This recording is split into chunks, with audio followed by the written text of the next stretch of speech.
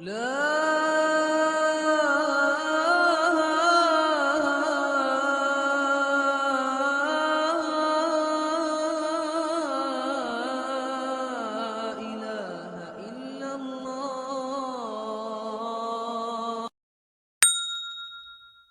اعظم حنیفہ رحمۃ اللہ علیہ کے دور میں ایک شخص سے حاکم وقت ناراض ہوا اور اس نے آرڈر دیا کہ اگر تم میری سلطنت سے آج غروب آفتاب سے پہلے نہ نکلے تو تمہیں قتل کر دیا جائے گا۔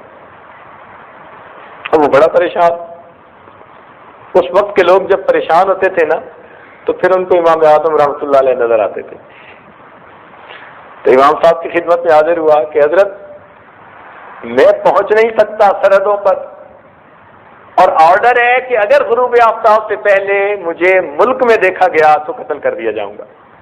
فرمایا اچھا تو جا اللہ کے گھر مسجد میں جا کے بیٹھ جا، اس لیے کہ مسجد میں کسی کی حکومت نہیں ہوتی، وہاں فقط اللہ کی حکومت ہوا کرتی ہے۔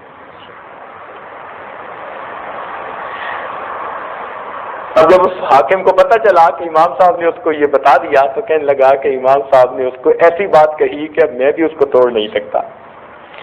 اللہ نے امام صاحب کو ایسی ذہانت دی تھی، سبحان اللہ سبحان۔ وقت کا بادشاہ چاہتا تھا کہ ان کو چیف جسٹس بنائے اور وہ بنتے نہیں تھے۔ اس لیے نہیں بنتے تھے، وہ کہتے تھے کہ ہم جو یہ تحقیقی کام کر رہے ہیں نا اس میں رکاوٹ ہوگی، یہ جو چیف جسٹس بننے کا کام ہے، قاضی بننے کا کام ہے، یہ تو کوئی بھی کر سکتا ہے۔ ان کے شاگرد چیف جسٹس بننے کے قابل تھے اور بنے بھی صحیح، تو وہ خود جو ہے اس عہدے پہ جانا پسند نہیں فرماتے تھے۔ اچھا حاکم وقت نے غصے میں آ کر کہا کہ اچھا فلاں 3-4 بندے جو ہے نا ان کو گرفتار کر کے پیش کرو، میں دیکھتا ہوں یہ کیسے چیف جسٹس نہیں بنتے۔ چیف جسٹس بنانے کے لیے ان کو گرفتار کروایا جاتا تھا۔ اللہ کی شان دیکھو کیسا وقت تھا۔ خیر پولیس نے گرفتار کر لیا۔ اب جب ان کو لے کر چلے تو ان میں ایک تھے امام اعظم ابو حنیفہ رحمۃ اللہ علیہ، ایک تھے سفیان ثوری رحمۃ اللہ علیہ، ایک تھے شعبی رحمۃ اللہ علیہ جن کو صاحب المغازی کہتے ہیں، اور چوتھے ایک اور کوئی فقیہ تھے۔ اب یہ چاروں جا رہے ہیں پولیس والے لے کر، گرمی کا موسم تھا، ایک جگہ ذرا آرام کرنے بیٹھ گئے۔ جب آرام کرنے بیٹھے تو وہ جو چوتھے تھے نا فقیہ، انہوں نے زبان سے کچھ نہیں کہا، بس ایسے کپڑوں کو پکڑ کے اٹھے کہ دیکھنے والوں کو یوں گمان ہوا کہ یہ قضائے حاجت سے فارغ ہونے جا رہے ہیں۔ تو پولیس والے دیکھتے رہے، وہ تو سب کے سامنے فصل میں جو گھسے تو وہ گئے۔ انہوں نے کون سا کوئی کال دیا تھا، بولے تو کچھ نہیں تھے، یہ تو ہیلا تھا کہ انہوں نے، سمجھدار لوگ تھے نا، کہ اٹھے تو اٹھتے ہوئے انہوں نے پوزیشن ایسی اختیار کر لی کہ دوسروں کو محسوس ہوا کہ یہ قضائے حاجت سے، تو وہ پولیس والے ٹھیک ہے جی قضائے حاجت سے فارغ ہوں گے، مگر وہ تو فارغ ہی ہو گئے۔ اب پولیس والے بڑے پریشان، کہنے لگے چلو باقی 3 کو لے کے جاتے ہیں۔ اب جب باقی 3 کو لے کے چلے تو امام اعظم رحمۃ اللہ علیہ نے فرمایا کہ بھئی میں قیافہ لگاؤں کہ کیا بنے گا؟ تو انہوں نے کہا ہاں جی لگائیں۔ فرمانے لگے یہ جو ہے نا امام شعبی رحمۃ اللہ علیہ، یہ بادشاہ کے دربار میں کوئی نہ کوئی ہیلا کر لیں گے اور ان کا ہیلا کامیاب ہو جائے گا۔ اور اپنے بارے میں فرمایا کہ میں وہاں پر ایک ایسی بات کروں گا کہ جس کا بادشاہ کے بعد جواب ہی کوئی نہیں ہونا، اور یہ جو سفیان ثوری ہے نا یہ پھنس جائیں گے۔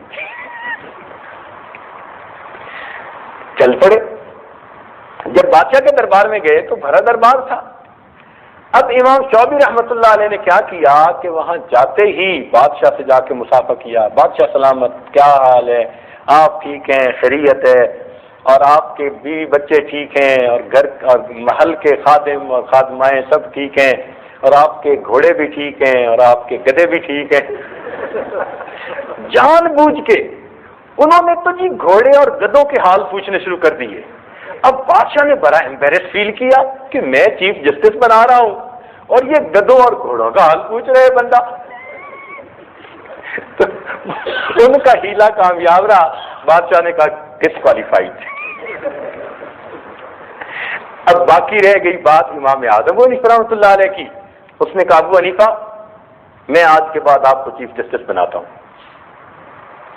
ابو حنیفہ رحمۃ اللہ کھڑے ہوئے فرمان لگے کہ بادشاہ سلامت میں چیف جسٹس بننے کا اہل نہیں ہوں. اس نے کہا نہیں میں جو بنا رہا ہوں. اس نے کہا میں بننے کا اہل نہیں ہوں. اس نے کہا میں بنا رہا ہوں. کہنے لگے دیکھو بادشاہ سلامت دو صورتیں ہیں, یا تو میں نے سچ بولا ہے یا میں نے جھوٹ بولا ہے. دو ہی باتیں ہو سکتی ہیں نا, دو پاسبلٹیز ہوتی ہیں. تو اگر تو میں نے جھوٹ بولا ہے تو جھوٹا بندہ چیف جسٹس بننے کے قابل نہیں ہوتا, اور اگر میں نے سچ بولا ہے تو میں تو کہہ رہا ہوں کہ میں چیف جسٹس بننے کے اہل نہیں ہوں. اب آپ بتائیں میں نے کیا بولا ہے. اب اگر بادشاہ کہے کہ آپ نے سچ بولا تو بھی چھوٹتے ہیں, اور کہ آپ نے جھوٹ بولا تو جھوٹا بندہ چیف جسٹس. کہنے لگا ابو حنیفہ بس تم ہمیشہ دوسرے کو ایسا جواب دیتے ہو, چپ کروا دیتے ہو. خیر سفیان ثوری رحمۃ اللہ علیہ کو چیف جسٹس بنا دیا گیا اور وہ بنے رہے. اللہ رب العزت نے امام اعظم کو ایسی ذہانت سمجھ دی تھی, سبحان اللہ. عجیب ان کے واقعات تھے, اور ان کے حاسد بھی بڑے تھے. اتنے حاسد تھے کہ نہ پوچھیے. اس کائنات میں سب سے زیادہ کمال نبی علیہ الصلوۃ والسلام کو عطا ہوا, اور کائنات میں سب سے زیادہ حاسد بھی انہی کے تھے. ومن شر حاسد اذا حسد. جتنا کوئی صاحب کمال ہوتا ہے اتنے ہی لوگ اس کے حاسد ہوا کرتے ہیں. بلکہ ایک مرتبہ تو حاسدین نے ایسا امام اعظم رحمۃ اللہ علیہ کے متعلق پلان بنایا کہ چاہتے تھے ان کی پبلک انسلٹ ہو جائے. کیا کیا کہ امام صاحب رات کو دیر تک فقہ کے مسائل جو تھے ان میں غور و خوض کرتے رہتے اور پھر واپس آتے. انہوں نے کیا کیا کہ جس راستے پہ آتے تھے وہاں کوئی بیوہ عورت رہتی تھی, جوان العمر تھی مگر بیوہ تھی. اس کو لالچ دیا کہ ہم تمہیں اتنے اتنے پیسے دیں گے, اور امام صاحب رات کو اس وقت واپس لوٹتے ہیں تو کسی ہیلے بہانے سے ان کو گھر ایک دفعہ بلا لیں, باقی ہم انہیں سنبھال لیں گے. اب تنگ دستی فقر و فاقہ ایسی چیز ہے کہ بندہ کفر تک کو قبول کر لیتا ہے. کاد الفقر ان یکونا کفرا. اس کو شیطان نے سجا دیا کہ چلو تو بیوہ ہے اور تجھے پیسے مل جائیں گے اور تیری تنگی ختم ہو جائے گی. چنانچہ ایک رات امام اعظم جب جا رہے تھے تو جیسے ہی اس کے گھر کے قریب سے گزرے نا تو عورت تو پہلے سے تیار تھی.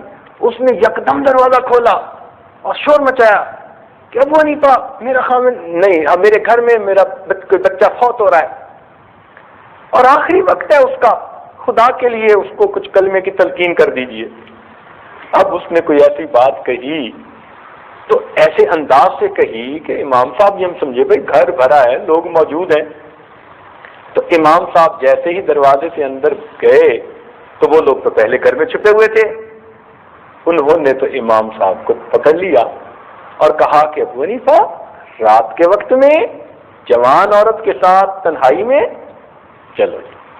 حاکم وقت کو اطلاع پہنچا دی کہ جی یہ تو بڑے فقیہ بنتے ہیں, اور حالت یہ ہے.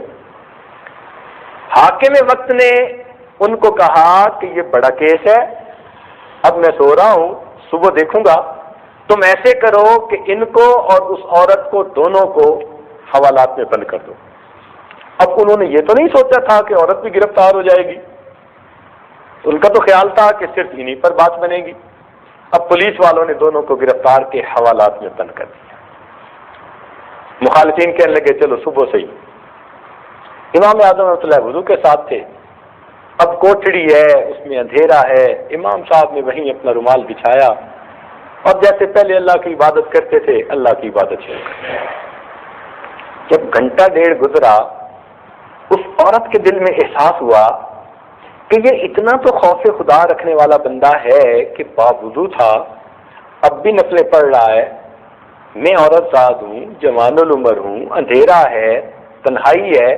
اگر پہلے اس نے کوئی میرے ساتھ برائی نہیں کی تو اب تو کوئی رکاوٹ نہیں تھی, لیکن میری طرف متوجہ ہونے کے بجائے یہ رب کی عبادت کر رہا ہے، تو میں کتنی بری جس نے ایسے بندے پر بہتان لگایا۔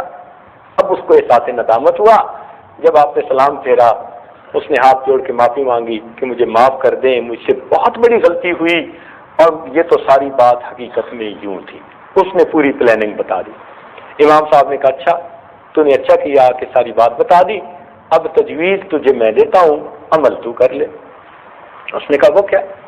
کہنے لگے کہ یہ جو سامنے سپاہی کھڑا ہے نا، بس یہی اکیلا ہمارا نگران ہے اور اس وقت کوئی نہیں ہے، تو اس کو کہو کہ میں عورت زاد ہوں اور گھر سے مجھے پولیس والے اسی وقت پکڑ کے لے آئے ہیں کھڑے پیر، اور مجھے کچھ کام ہے، تم مجھے اپنے ساتھ گھر لے جاؤ اور اپنے ساتھ لے کے آ جاؤ، تم منت سے ماجت کرو گی تو یہ تمہاری بات مان لے گا، مگر کرنا کیا کہ اس کو ساتھ لے کے تم میرے گھر چلی جانا اور میری بیوی کو جا کے صورتحال بتا دینا اور اپنا برقع اس کو دے دینا، واپسی پہ وہ اس کے ساتھ میرے پاس آ جائے۔ اللہ کی شان، اس عورت نے اس سپاہی کی منت سماجت کی کہ بھائی گھر میں کام ہے اور مجھے آپ لے جاؤ اور آپ کے ساتھ جانا ہے اور آپ کے ساتھ آنا ہے۔ وہ کہنے لگا بہت اچھا، چنانچہ وہ ساتھ چلا گیا۔ وہ عورت گھر میں داخل ہوئی اور واپسی پر اس نے امام صاحب کی اہلیہ کو ساری بات بتا دی تھی، وہ برقع لے کے امام صاحب کے پاس آ گئیں۔ اب جب صبح ہوئی تو بادشاہ نے دربار لگایا، اس نے گرفتار کروایا، مخالفین کا ہجوم تھا، چنانچہ مقدمہ پیش ہوا۔ بادشاہ نے کہا کہ ابو حنیفہ تم تو اتنے متقی پرہیزگار اور عالم سمجھے جاتے ہو اور تمہارا عمل اتنا برا ہے کہ تم تنہائی میں غیر محرم کے ساتھ جو ہے وہ پکڑے گئے۔ امام صاحب نے کہا کون سی غیر محرم؟ اس نے کہا یہ جو تمہارے ساتھ کھڑی ہے برقعے میں۔ اس نے کہا یہ تو غیر محرم نہیں ہے۔ تو آپ کے سسر اس وقت ساتھ تھے، آپ نے کہا یہ میرے سسر کھڑے ہیں، ان کو کہو کہ اس کو پہچانے یہ کون ہے۔ سسر آیا، سسر نے دیکھا، وہ کہتا ہے جی یہ تو میری بیٹی ہے اور میں نے خود اس کا نکاح کیا ہے۔ اللہ اکبر، اللہ رب العزت نے اپنی رحمت کے ساتھ امام اعظم ابو حنیفہ رحمۃ اللہ علیہ کو اس مصیبت سے بھی نجات عطا فرمائی، اور مخالفین خسر ہنالک المبطلون۔ تو یہاں تک حسد جو ہے انسان کو پہنچا دیتا ہے۔ چنانچہ ایک حاسد آیا اور کہنے لگا کہ ابو حنیفہ میں نے سنا ہے کہ آپ ہر مسئلے کا جواب بتاتے ہیں۔ آپ نے فرمایا پوچھو۔ کہنے لگا مسئلہ میں یہ پوچھنے آیا ہوں کہ انسان جو پخانہ کرتا ہے تو اس پخانے کا ذائقہ کیسا ہوتا ہے؟ یہ مسئلہ پوچھ رہا ہے بھری محفل میں۔ تو آپ نے فرمایا کہ میٹھا ہوتا ہے۔ آپ نے فرمایا میٹھا ہوتا ہے۔ تو وہ کہنے لگا ابو حنیفہ آپ کے پاس کیا دلیل ہے؟ آپ نے فرمایا اس لیے کہ نمکین چیز کے اوپر مکھیاں جمع نہیں ہوا کرتی۔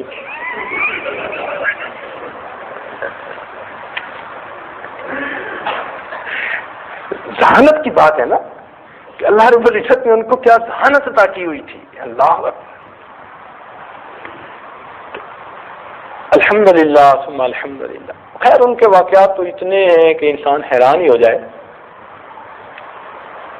علماء بیٹھے ہیں تو دو باتیں علماء کے کام کی چھوٹی چھوٹی ہیں، پھر میں آگے چلوں گا اپنے مضمون پر، کہ امام اعظم رحمۃ اللہ بیٹھے ہیں اور 40 حضرات جو ان کی مجلس شورا کے اراکین تھے، وقت کے بڑے بڑے فقہا تھے، اس میں امام محمد رحمۃ اللہ علیہ، قاسم بن معن اور محمد بن حسن ان جیسے ادب اور عربیت کے ماہر، اور امام ابو یوسف رحمۃ اللہ جیسے کثیر الحدیث عالم، امام ظفر رحمۃ اللہ علیہ جیسے قیاس اور استحسان کے بادشاہ، اور داؤد طائی رحمۃ اللہ علیہ جیسے تقوی کے پہاڑ، یہ سارے لوگ ان کے پاس شاگرد کی حیثیت سے جمع ہوتے تھے۔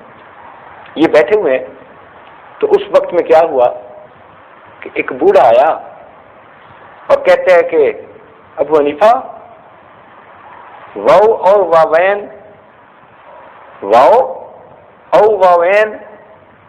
ابو حنیفہ نے دیکھ کر مسکرائے اور کہنے لگے واوین. وہ جاتے کہنے لگا لا ولا. اب وہ 40 بندے سوچتے رہے کہ بھئی یہ کہنے والے نے کیا کہا، جواب دینے والے نے کیا جواب دیا، کچھ سمجھ نہ لگے. سارا دن سوچتے سوچتے جب عقل عاجز آ گئی تو شام کو پوچھا کہ حضرت آپ ہی گتھی سلجھا دیجیے. فرمایا وہ مجھ سے مسئلہ پوچھنے آیا تھا التحیات کا، کہ اس کو ایک واو سے پڑھا جاتا ہے یا 2 واو کے ساتھ. ہم حنفی 2 واو سے پڑھتے ہیں، التحیات للہ والصلوات والطیبات، تو ہم 2 واو سے پڑھتے ہیں. شافعی حضرات 1 واو سے پڑھتے ہیں. تو وہ پوچھ رہا تھا کہ میں 2 واو سے پڑھوں یا 1 واو سے. تو میں نے کہا واوین 2 واو سے پڑھو.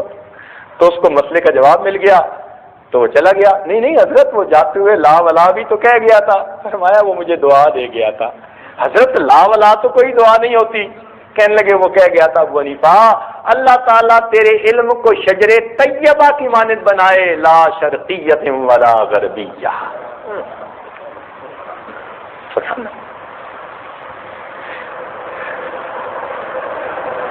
ایک مرتبہ اسی طرح محفل لگی ہوئی تھی. ایک عورت آئی اور اس نے ایک سیب بھجوا دیا امام ابو حنیفہ رحمۃ اللہ کو. آپ نے سیب دیکھا تو سیب کو کاٹ کے 2 ٹکڑے کیے اور اس کو واپس بھیج دیا. اب سارے شاگرد حضرات سوچتے رہے کہ بھئی یہ کیا آج ایک نیا معاملہ. سوچے سوچے کوئی بات سمجھ میں نہ آئی. بالآخر پھر پوچھا کہ حضرت آپ ہی بتائیے کہ یہ کیا. تو میں مسئلہ پوچھنے آئی تھی، حیا غالب آ گئی کیونکہ مرد بیٹھے تھے اس لیے اس نے خاموش زبان میں مسئلہ پوچھا. حضرت خاموش زبان میں تو پوچھا، آپ نے خاموش زبان میں جواب کیا دیا؟ کچھ سمجھ نہیں لگی. فرمایا وہ حیض کا مسئلہ پوچھنے آئی تھی اور اس نے مجھے سیب دکھایا. ایک طرف سیب گہرا سرخ تھا اور دوسری طرف بالکل ہلکا زرد رنگ تھا. تو اس کے پوچھنے کا مطلب تھا کہ امام صاحب اگر گہرے سرخ کی بجائے بالکل ہلکا زرد سا داغ رہ جائے تو کیا میں غسل کر سکتی ہوں؟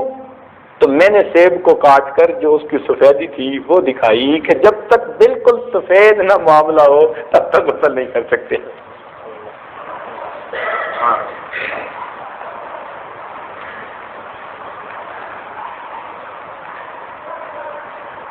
امام اعظم رحمۃ اللہ کے زمانے میں ایک چور تھا، اس نے نکاح اور طلاق کے مسائل سیکھ لیے تھے. ہم اسے طالب علم کیوں کہیں بھائی؟ وہ چور تھا لیکن اس نے مسائل سیکھ لیے تھے. لوگ کہتے ہیں جی آج کل تو نمازی جوتے چرا لیتے ہیں.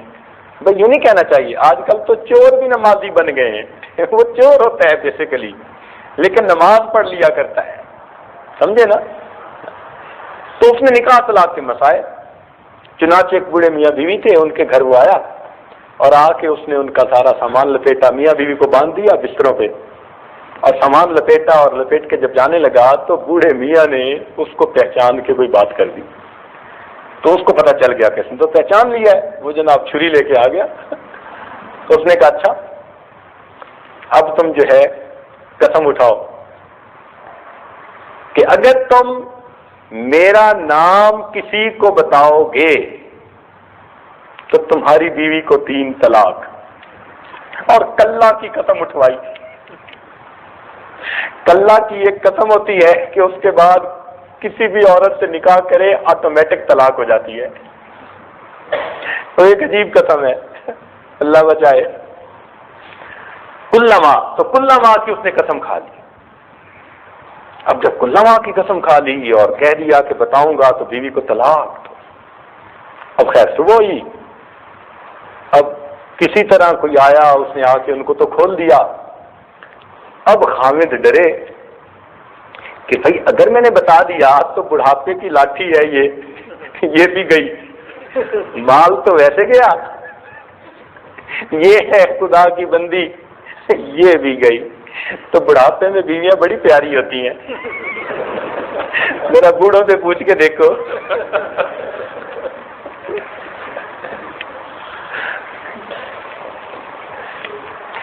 اب اس کا جی چاہے کہ میں کسی کو نہ بتاؤں.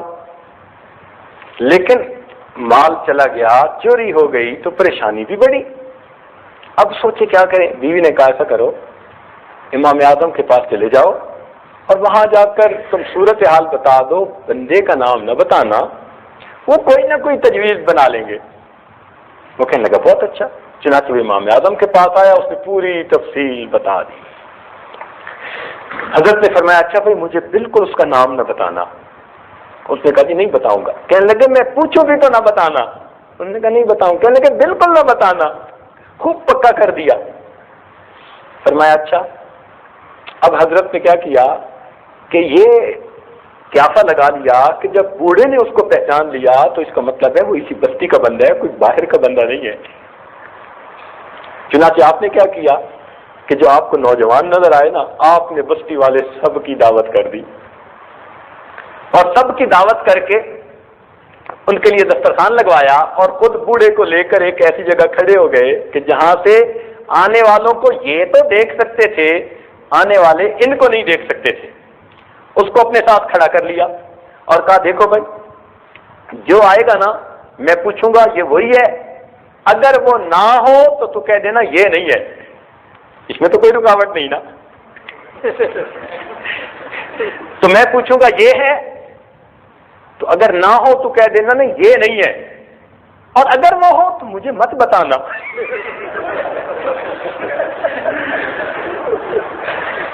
مجھے نہ بتانا، بالکل نہ بتانا۔ چنانچہ وہی حال ہوئی، ایک ایک بندہ آتا گیا، حضرت پوچھتے یہ ہے، وہ کہتا نہیں یہ تو نہیں ہے، وہ کہتا یہ ہے، اور جب وہ آیا تو وہ چپ۔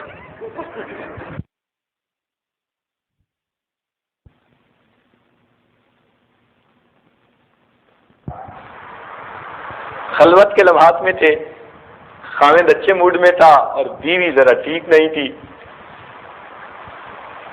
تو خاوند نے بہت بیوی کو منانے کی بات کرنے کی کوشش کی، اس نے کوئی ریسپانس نہ دیا۔ تنگ آ کے نا خاوند نے قسم اٹھا لی کہ اللہ کی قسم جب تک تو مجھ سے نہیں بولے گی میں تو اسے نہیں بولوں گا۔ چل وہ پہلے سے بھری بیٹھی تھی، اس نے بھی قسم اٹھا لی کہ اللہ کی قسم جب تک تو پہلے نہیں بولے گا میں پہلے نہیں بولوں گی۔ اب دونوں ماشاء اللہ، خیر رات گزر گئی، صبح دماغ ٹھنڈا ہوا، اب سوچنے لگے کہ بھائی پتہ نہیں کون کس کو بلائے، اگر بلائیں گے تو طلاق واقع ہو جائے گی، قسم ٹوٹ جائے گی اور حانث بن جائیں گے۔ حانث اس بندے کو کہتے تھے کہ جس نے قسم اٹھائی پوری نہ کر سکا، حانث بننے کے بعد اس بندے کی ساری عمر گواہی قبول نہیں کی جاتی تھی، یعنی معاشرے کا بے اعتبار بندہ بن جاتا تھا۔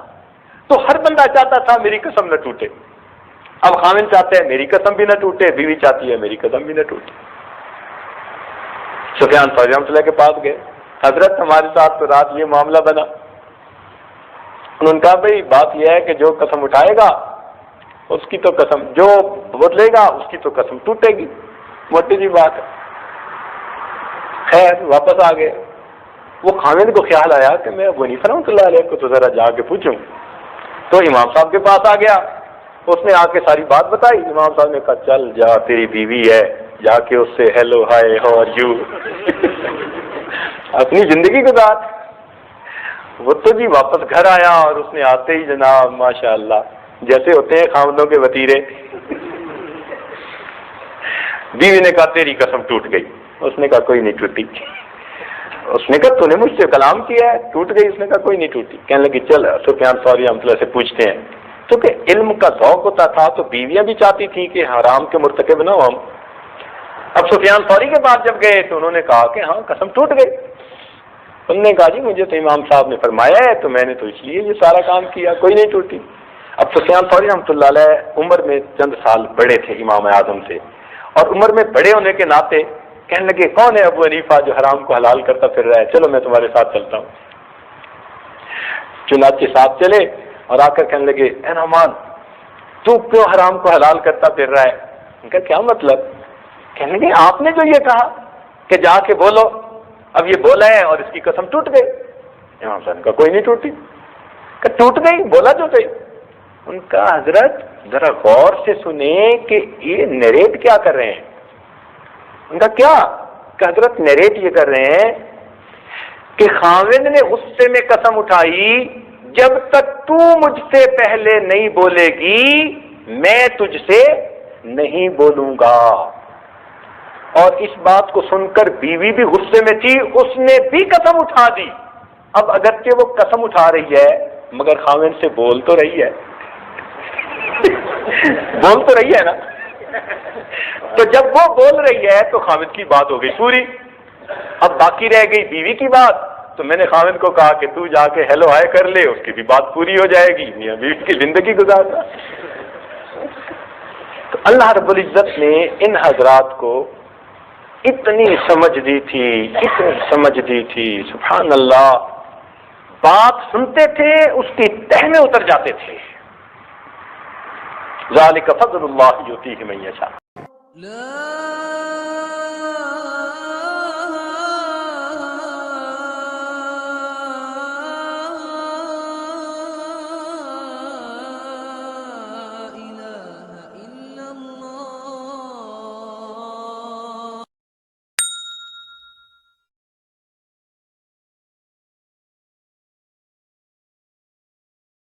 اللہ